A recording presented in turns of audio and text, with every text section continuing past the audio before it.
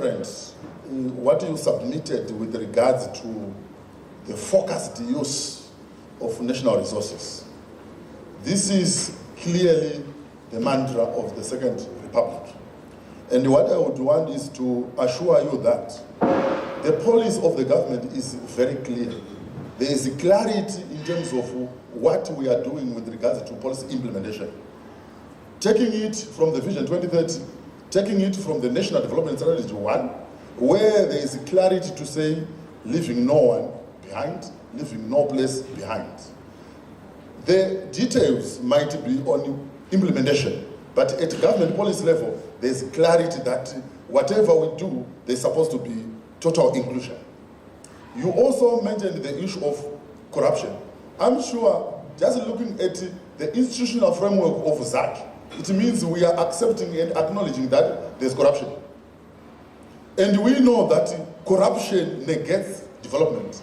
Corruption will result in misallocation of resources. This is why we will also end up having debt. And some of the debt might also be linked to corruption.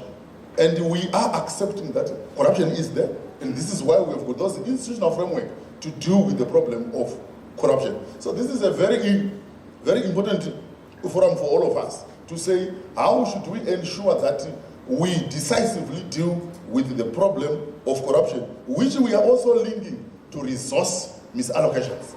So I would want to thank you, Reverend, for that submission. And then the issue of the exclusion of people, which you said it must be declared as a sin. Surely this is very critical, and I've already mentioned that the mantra of the president, the policy of the government, enshrined in Vision 2030 and also captured in NDS 1, which is also derived from the Agenda 2063.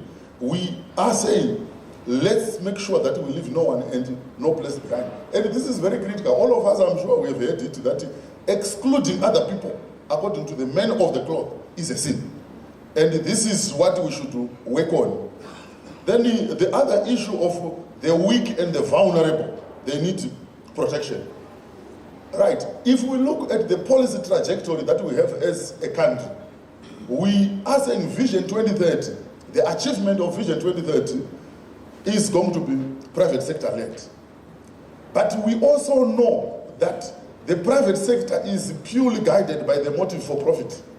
And if we are to 100% follow the private sector, some people are going to be left behind. You identify them as the weak and the vulnerable. And this is where government, if you look at the pillars of Vision 2030, one such a pillar is social protection. Social protection comes in where we see that the market is not covering the weak and the vulnerable. So we have got a robust social protection policy where even the issue of subsidies, we do have the subsidies, but those are targeted. They are not blanket subsidies. So we take note of that. What is needed is for us to amplify the message, to amplify policy implementation, to ensure that the weak and vulnerable are protected. You also mentioned a very critical development of inclusive development. I'm sure I've already responded to that. And the issue of debt. A response that came is we need sustainable debt, which also implicitly accepts that debt is needed for development. I would want to give you an example of the country that has got the highest external debt in the world. It is the United States, and it has got an external debt of $31.2 trillion. This is an external debt. Then it is followed by China with an external debt of 30 trillion. But what is coming out from the house here is we need a sustainable external debt that is justified, where the debt is transparently given and Parliament plays its critical role of oversight. And these are the issues that we need to interrogate. I remember one of the days when one of my colleagues in Parliament, Dr. Mashakada, he made a submission when we were doing budget debate, where we were saying, yes, debt is there, but as a country we need to ensure that we leverage the development of this country around the resources that we have. We have got our lithium, we have got the gold, we have got the chrome, and now we have got the prospects of oil and gas. Surely we cannot be poor. So this is very critical. You mentioned this point, and these are the points that are coming out here to say, how do we leverage the development agenda of Zimbabwe around the resources that we have? What legacy are we going to leave? How are our kids going to see us to say, we had all these natural resources, but we did not achieve much? So these are the issues that are coming out, and I'm saying, as government, I know it may appear like things are not coming out as they are needed, but we are on the right path. And some of the issues that are coming out here, it appears like we are in an opaque system where some of the information is hidden. But what I would want here is, there is no way we can hide information. For how long can we hide information? What is needed is to present all the information in a transparent manner, and our portfolio committees are playing a very critical role to ensure that we follow the law. And I've got my bosses here, when we go to Parliament, when they say, if you don't bring these treasury minutes by next week, we are going to charge you for contempt of Parliament. And given that, there is no leverage for us not to follow the law. So this is what I'm going to do to ensure that all the information as presented and as required is going to be availed to you. But what I would also want to mention is the issue of engagement. This is a very critical issue that came from Honorable Mliswa. He has mentioned that we need to reform first. But what I would want is to mention on the issue of financial re-engagement. It's not an assumption. It's not a lie that Zimbabwe is under sanctions. We have got ZIDERA, we have got executive orders, we have got OFAC, we have got EU restrictive measures. The AGOA, where Zimbabwe is not supposed to participate. But under the executive orders, in the event that there is a platform where the international financial institutions feel like they want to assist Zimbabwe, there is an executive order that is there, issued by the Secretary of Treasury, to say such maneuvers to assist the government of Zimbabwe should be blocked.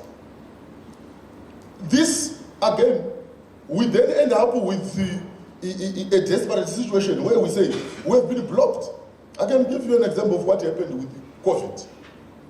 We could not access the COVID resources under the IMF because the reason they gave was we only give such assistance to countries that owe us.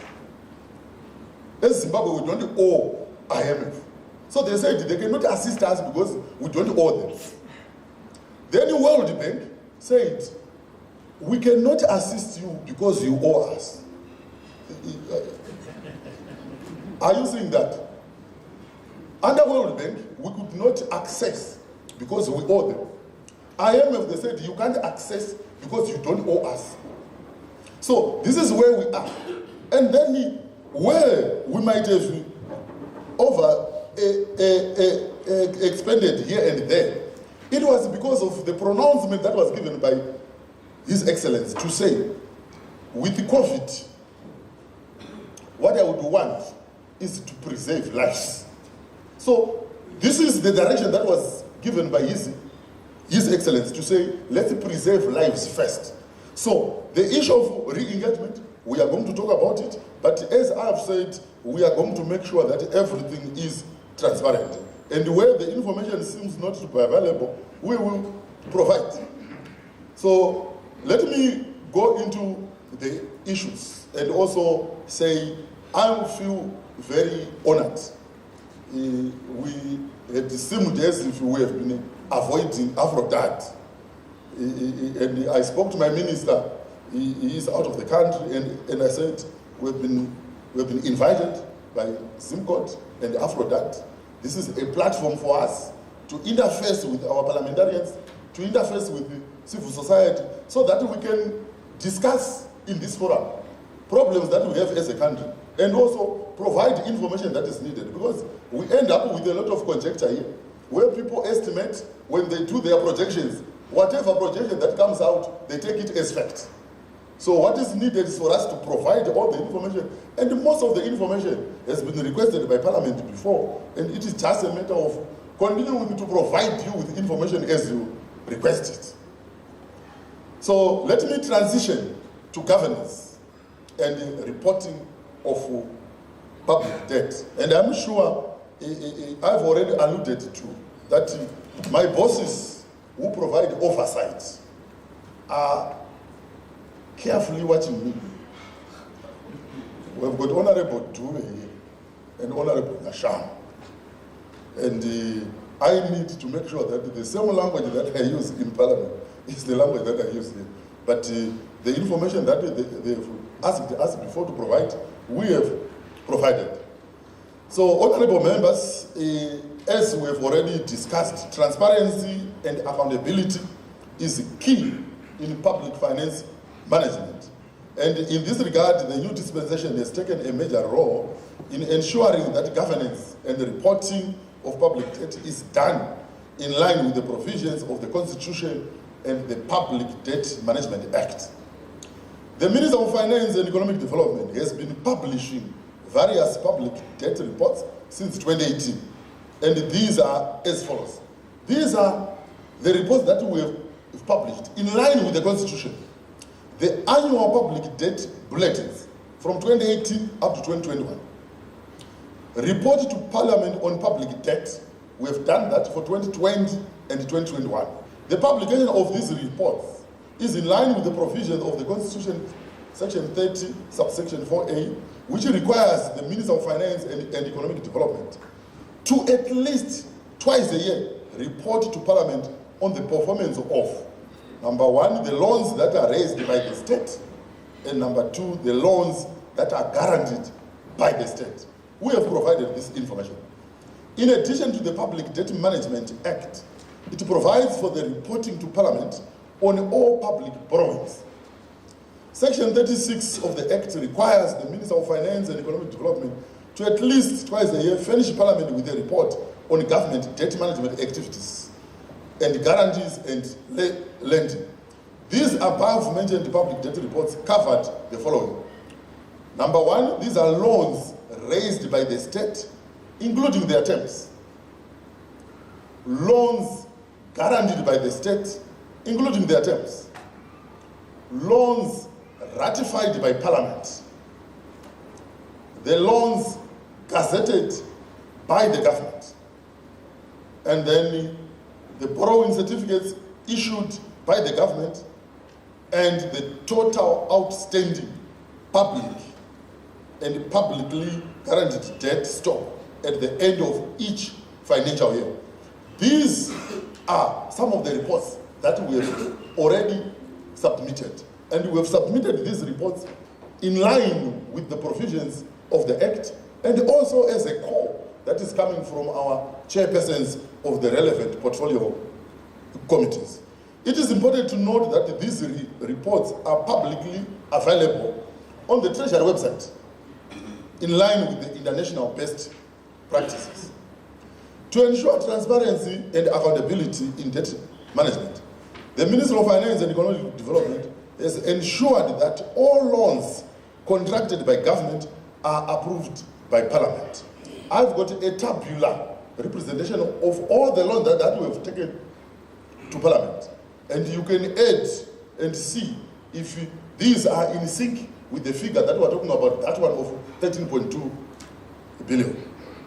So these are taken to Parliament in line with Section 327, subsection 3B of the Constitution, which requires Parliament approval of all public and publicly guaranteed external debts before they become active and binding. Furthermore, Section 300, subsection 3 of the Constitution, under the Public Debt Management Act, requires the Minister of Finance and Economic Development to gazette the terms and conditions of any loan agreement or a guarantee within 60 days after the agreement has been concluded.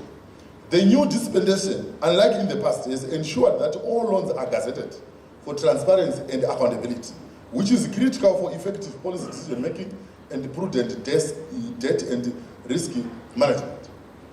On this one, I wanted to draw you to one session where I think it was Honorable Chambamliso. He's here. He said, you did not provide the gazettes within the 60 days. And you want a clear explanation from Minister of Finance to come to this august house to explain why you did not meet the constitutional provision. I remember when I went to Parliament and I asked for condonation. If you remember, the Honorable Member of Parliament, they laughed at me when I was asking for forgiveness. And this is the type of robustness that we have in Parliament, where the parliamentarians are playing their oversight role to ensure that the issue of debt management is done in line with the Constitution of Zimbabwe. So what I'm saying here is government will continue to ensure that contraction of all public and publicly guaranteed debts will be in line with the confines of the law to ensure transparency and accountability in public finance management. Having said this, let me transition to the debt situation in Zimbabwe, arrears clearance, the debt relief, and the resurgence strategy that we have as a government. Honorable members, ladies and gentlemen, Zimbabwe continues to grapple with an unsustainable debt burden. There is convergence, all of us here, to say the debt that we have is unsustainable. And this is estimated at $16.7 billion as at end of June 2022. Of this total public and publicly guaranteed debt, $13.2 billion is external debt, while $3.6 billion is domestic debt. Now, I think someone is saying already, we are getting new figures. These are still the same figures. We have had some 17-point-something billion. Why now it is 16.7 billion? It is because immediately after the Ukraine-Russia war, the United States dollar has gained against all the currencies to the extent that it is now even stronger than the euro. Some of our external debts is quoted in euros and pounds. So the moment the exchange rate moved in favor of the US dollar, it then meant that our debt went down because of the exchange rate. So where you are seeing that 17-point-something billion and it came down to 16.7, it is because of exchange rate movements. So I've got a table here which is showing our total external debt as $13.2 billion, and I'm sure you have already deliberated on this.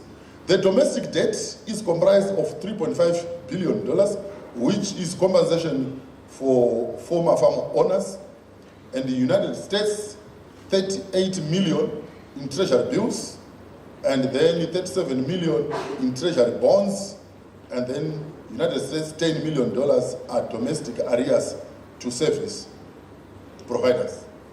There's a submission that has been given to say we have got 13.2 billion. Where is it coming from? Why is it that we have got so much debt that we are not seeing any movement in terms of the growth? Are we having a situation where the debt is probably being payment for some corrupt activities? But what I would also want to point out is the greater part of our debt is actually arrears. It's not the principal debt. The principal debt is probably less than 7 billion.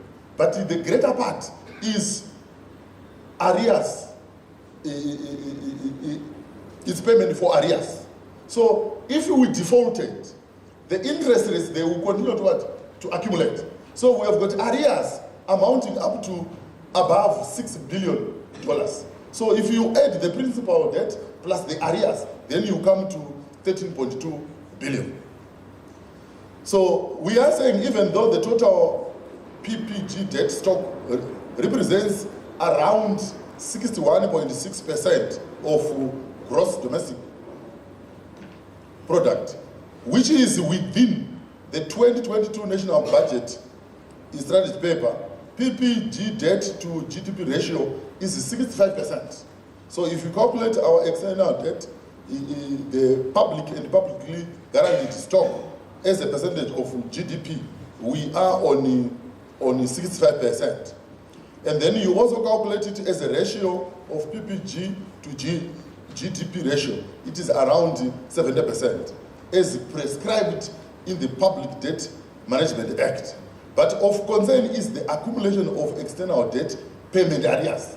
So what I'm saying here is, even the law and the Public Debt Management Act, it prescribed us to say we should not go beyond a certain figure. And we are still within the confines of the law in terms of our external indebtedness. So, but we are saying, of concern is the accumulation of external payment arrears and penalties for the past 2 decades, which are now estimated at 6.6 billion as at end June 2020. So these are our arrears levels. The penalties, they are amounting to 6.6 billion. So the existence of these external debt payment arrears and penalties, they remain in approach to the achievement of the National Development Strategy 1 objectives and the attainment of Vision 2030. Government remains committed to the engagement and the re-engagement within the international community and creditors for debt resolutions and arrears clearance as pronounced in the National Development Strategy 1. In this regard, the arrears clearance and debt relief and the restructuring strategy has been formulated and was approved in November 2021 by Cabinet, and it was also approved by Parliament as part of the 2022 national budget. Furthermore, the strategy was launched in April 2022 and shared with the various development partners, including the IMF, the World Bank, Africa Development Bank, and ambassadors accredited to Zimbabwe. The strategy outlines and explores possible debt resolution options under the heavily indebted poor countries initiative and non-HIPIC initiative scenarios. The HIPIC initiative option and process would allow the country to benefit from the maximum debt relief. The country will be exploring this route with the assistance of the World Bank as well as support from G7 members who are also Paris Club members. Zimbabwe is keen to undertake the HIPIC initiative process. It is in this window of the HIPIC initiative where we are going to see if we are going to meet the eligibility criteria. The country will have to meet the HIPIC initiative eligibility, which is as follows. So, from the strategy, I'm sure the majority of you have seen the strategy that we have as a country. There are quite a number of policy options that are there, but the preferred policy option is the HIPIC initiative. But under the HIPIC initiative, we then need to meet the HIPIC eligibility criteria. And some of the issues that are under the HIPIC are the reclassification of Zimbabwe as an IDA-only country, the grandfathering of Zimbabwe to the HIPIC initiative by the IMF board, and the HIPIC initiative eligibility assessment. So here I may want to comment a bit on this. You have seen the point, the grandfathering of Zimbabwe in the HIPIC initiative by the IMF board. This then brings us back to ZIDERA and the executive orders. There is one area where, as we reform, there is one area where, as a government, we are not going to compromise. This is the issue of land. I may want to bring to the attention of all the delegates who are here, that one of the reasons why Zimbabwe was sanctioned, it is because of the land issue. And for us as a country and as a government, the land issue is a done deal. There is no going back on the issue of land. The liberation struggle was all about the land, and where the allocations were not done in line with the provisions of the Constitution, there are some corrections that are being done. But as long as ZIDERA is tied to land, then it means for us, we may not reach that stage where we are going to have total engagement. Why? Because on the issue of land, it's a done deal. And we're not going to change our position on land. So I don't know if the ZIDERA is not amended to ensure that the issue of land is then removed from ZIDERA. Then I tell you, the engagements are going to take a long time. But this is one of the conditions to say the grandfathering of Zimbabwe to the HIPIC is supposed to be done by the IMF board. But those who are in the IMF board, they also have got instruction to block such. So this is where we are. But we continue to do re-engagements. We have seen that even now, IMF is considering us to assist us with the issue of agriculture and drought mitigation measures. So we are seeing that our relations are going, and we continue to hope that we are going to get that necessary breakthrough that is needed. So should the HIPIC initiative option be not available, the strategy also outlines a combination of the use of our own resources, where feasible, bridge concessional financing to clear the arrears to the international financial institutions. And then this alternative option, we have the following. We need arrears clearance with the international finance institutions, and also bilateral and creditors arrears clearance, debt relief and restructuring, and then the rescheduling of outstanding and disbursed debt following due after arrears clearance. So upon the request of the government of Zimbabwe, the president of Africa Development Bank, Dr. Adesina, has agreed to be Zimbabwe's champion in the implementation of the strategy. To show his commitment to Zimbabwe's arrears clearance strategy, in June 2022, Dr. Adesina paid a 2-day official visit to Zimbabwe, where he met His Excellency the President, Dr. Iti Mnangagwa, and other government officials, including our own minister and Zimbabwe's governor in the group, and other several African countries and G7 ambassadors. So the official visit led to discussions on potential areas of technical assistance that the Africa Development Bank will provide to the Zimbabwe government, including arrears clearance, debt relief, and restructuring strategy. So we are saying Dr. Adesina is going to play a critical role in making Zimbabwe's case for arrears clearance, debt relief, and debt restructuring on the global stage. Let me transition to the issue of policies to reduce debt vulnerability.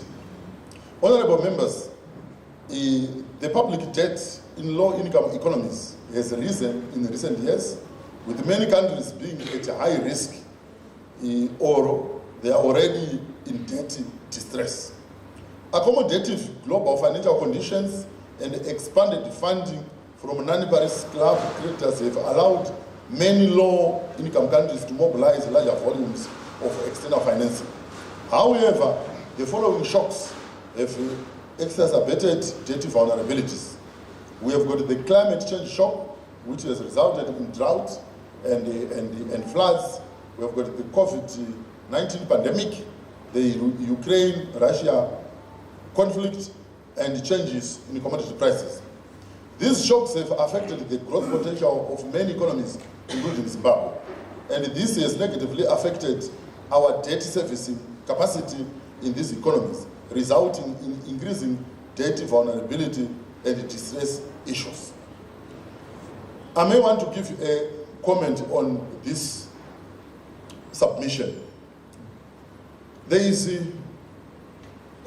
a comment that came from the House here to say our token payments amounting to $59 million may not be having a human face because we prioritized the token payments against the vulnerable people.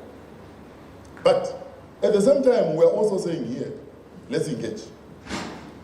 As part of our re-engagement efforts, especially on economic and financial re-engagement, we agreed as government to say, let's just show that we still know that we owe you. Let's just show that in as much as we don't have enough resources, but we are willing to pay that token payment. It's not much, but it's just the token payment. So we have been making these quarterly payments just as a way of showing that we still know that we owe, and it is also a gesture to show that we want to continue with the re-engagement efforts. But we are also aware that we need to cover the daily needs of our vulnerable and weak people. So the shocks have affected the growth potential of many economies, and I've said this has led us in us not being in a position to continue to save our debt. Countries with significant debt burdens continue to suffer and face difficult trade-off between scaling up public investment or meet the ambitious development objectives and at the same time containing debt vulnerabilities. Going forward, in order to reduce debt, government will maintain and pursue the following. No recourse to central bank financing. On this, I want to mention that since 2018, the central bank, working together with Minister of Finance, agreed that Minister of Finance was not going to utilize its window of recourse to RBZ financing. So from 2018 up to now, we have not borrowed any cent from the RBZ. Then we are also saying, as part of our key policies, we prioritize concessional financing. Then we are also limiting on non-concessional financing to only economically viable projects. The issuance of partial government guarantees. No new debt assumption. I think this is very important. No new debt assumption for state-owned enterprises, unless the state-owned enterprise have a bankable strategic turnaround plan. Then prescribing and adherence to annual borrowing plans and limits. These we have published. We have got the borrowing limits. Then the implementation of the approved medium-term debt management strategy. And this, we have already launched it, 2022 up to 2025. Then we also need, as a matter of policy, post-disbursement monitoring on debt financing projects. And this, we will be working together with our relevant portfolio committees.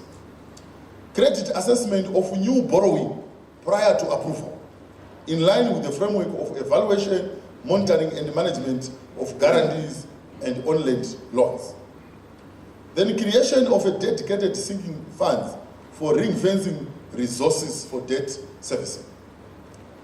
Domestic financial and capital market development to ensure access to affordable financing resources.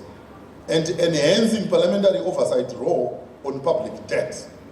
And lastly, but not least, implementation of economic growth enhancing policies and economic diversification.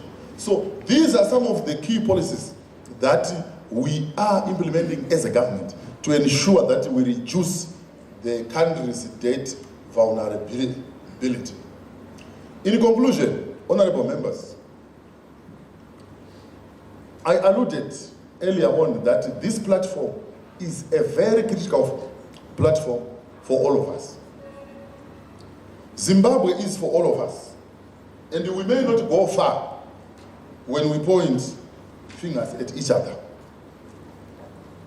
This is the time when the policies that are coming from stakeholders are supposed to be critically looked at. I'm happy that the chairman on the Portfolio Committee of Finance and Budgeting is here.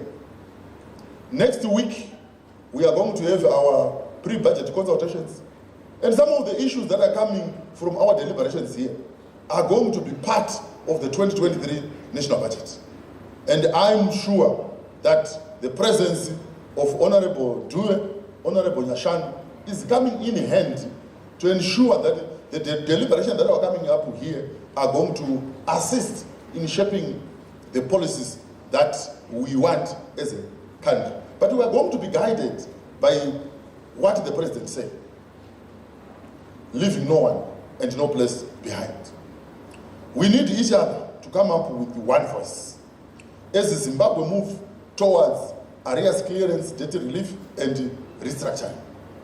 The Multi-Stakeholder Debt Conference is an invaluable platform for sharing knowledge, which contributes to the sustainable and inclusive economic development of our country. I trust that the deliberations of this conference will enrich and equip us with the useful information, and we can apply when we go back to our respective areas of work. This is very critical. The deliberations, even those that are coming from the solidarity measures that we had from Malawi, from Tanzania, from Mozambique, these are critical messages. And the mantra that we have is, we will continue to engage. We have already started. We have got legacy issues where we used not to engage. Just next week, we are going to have a program where the Minister of Finance is going to engage the tripartite negotiation forum social partners as part of our pre-budget consultations. We are accepting that government cannot do it alone. Gone are the days when the policy-making process was one way. Now we are not looking for passive consumers of policies. So this is very critical. I want to thank the conveners of this conference for giving me an opportunity on behalf of Treasury, on behalf of the government of Zimbabwe, to clearly state the position that we have as a government.